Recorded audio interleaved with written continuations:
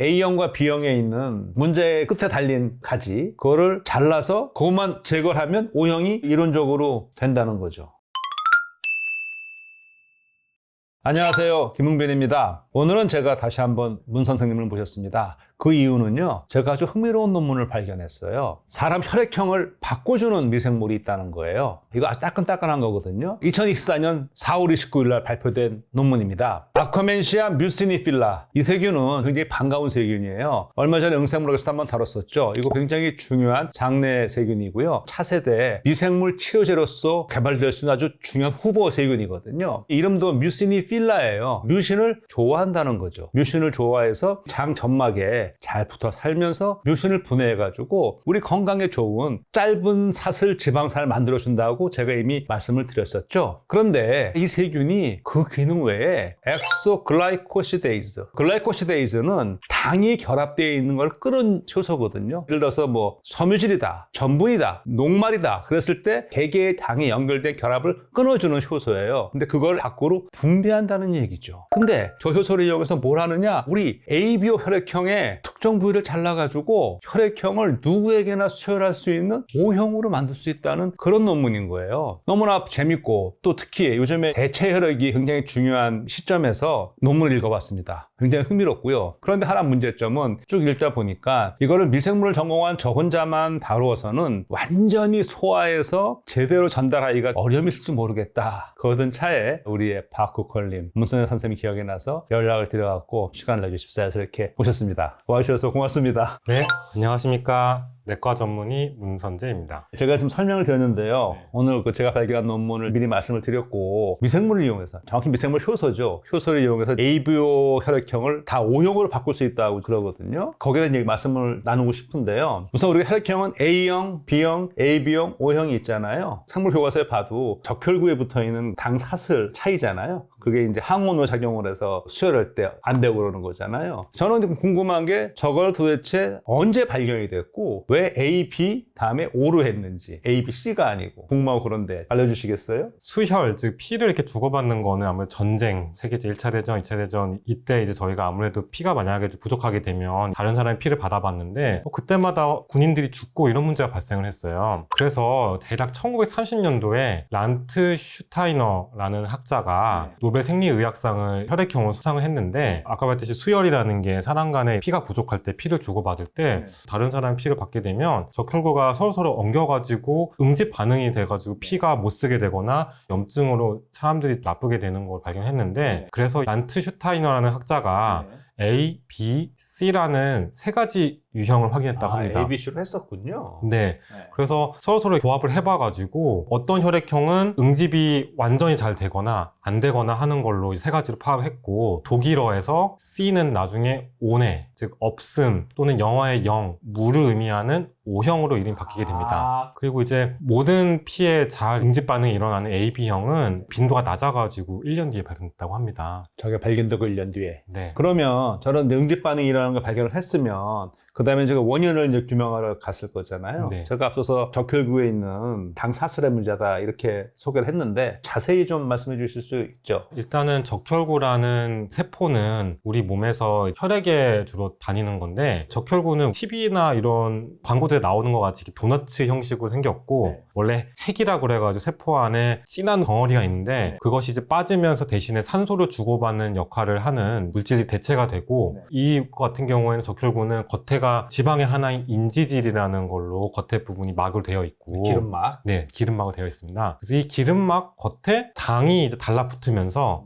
당이 종류가 다른 겁니다. 붙은 당의 종류. 네. 사슬처럼 붙어 있나요? 네, 맞습니다. 그래서 당은 나뭇가지 모양으로 되어 있고, A, B, O라는 혈액형이 A, B는 각각 다른 당이 제일 끝에 붙어 있고, O형은 그 끝부분에 하나의 당이 없어가지고 생깁니다. 그러니까 O형은 가지고 있는데 맨 끝에 하나가 없다는 거죠, 당이. 네. 저는 예전에 요거를 의학 생물학 시간이나 고등학교 때 제가 배웠을 때 이렇게 조그만한 당 하나 차이가 이렇게 바꿀 수 있는가라고 생각을 해본 적이 있습니다. 근데 물론 이제 요거는 학계적으로 통일된 논은 없지만, 아까 봤듯이 수없이 많은 그 인지질이라는 그 막구조가 있기 때문에 모래알이 쌓이면 하나의 성이 되는 것처럼 아마 이런 조그마한 당 차이가 많이 모여가지고 이제 이게 응집이라는 반응을 일으키는 항원이 되는 것 같습니다. 그래서 적혈구의 ABO 항원을 비유적으로 설명드리겠습니다. 나무의 큰 줄기같이 당의 큰 구조는 A, B, O 항원 모두 다 공통적으로 같고 A형의 그 항원 같은 경우에는 N-아세틸-갈락토자민이라는 당으로 구성되어 있고 B형 항원 같은 경우는 끝부분이 갈락토즈라는 당으로 구성되어 있고 O형 항원 같은 경우는 나무 줄기의 윗부분에 해당하는 가지는 없습니다. 저는 저기서 또한 눈에 들어오는 게요. 파란색으로 표시된 거 있잖아요. N-아세틸글루코자민이라는 당인데 저기에 제가 왜 눈이 가냐면 저 당은요. 세균 세포 벽을 이루는 주 성분이기도 해요. 이유는 왠지 모르겠습니다만은 세균 세포벽의 주 성분이 중에 하나가 우리 적혈구의 항원을 결정하는 당을 구성하는 데 들어가 있다는 게 굉장히 흥미롭고 살짝 놀랍기도 합니다.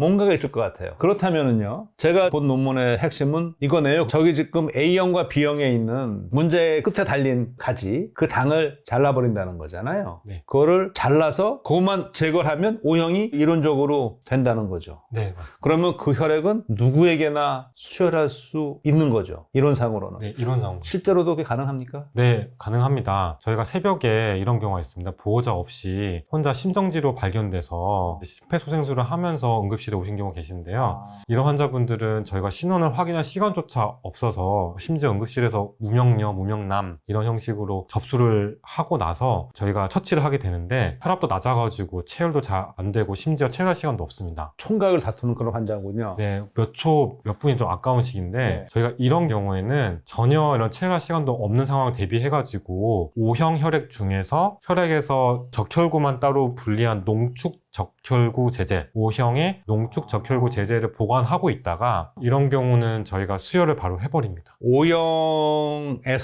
특별히 적혈구만 농축을 해서 주게 되면 최소한 이 산소 공급을 하는 걸 할 수 있으니까 아주 위독한 상태는 벗어날 수 있다. 네, 출혈이 많아서 그 피를 대체해야 되는 경우는 O형 농축 적혈구 제제만으로도 어느 정도 시간을 벌 수 있기 때문에 그러면 저 기술을 이용하면 범용 혈액? 그렇게 부르나요? 일단 질병관리본부에서는 그런 혈액들을 범용 혈액이라고 부릅니다. 지금은 그걸 어떻게 만드나요? 만드는 건 아니고 O형 사람들이 헌혈을 해주면 헌혈을 가지고 원심분리 또는 혈장 기술을 이용해가지고 혈장을 제거하고 적혈구만 농축해가지고 보관을 하고 있습니다. 그러면 결국 O형 혈액이 헌혈할 때 더 많이 필요하겠네요. 이런 것도 준비하고 해야 되니까. 네, 그래서 대한적십자사에서 항상 헌혈 같은 캠페인을 할 때 O형인 분들이 많이 해달라고 부탁을 드리긴 합니다. 저 O형인데. 평소에 많이 해줘야 될 것 같습니다. 네.